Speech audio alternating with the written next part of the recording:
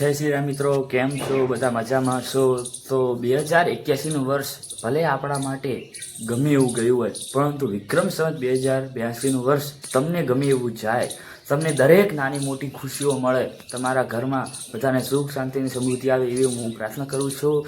બધાને નવા વર્ષની હાર્દિક હાર્દિક શુભકામનાઓ. કેમ છો? બધા મજામાં હશો? જ્યારે શ્રી રામ ભગવાન રાવણનો અંત કરીને અયોધ્યા પાછા લौटતા હતા ત્યારે આ દિવાળીનો પર્વ આપણે ઉજવીએ છીએ.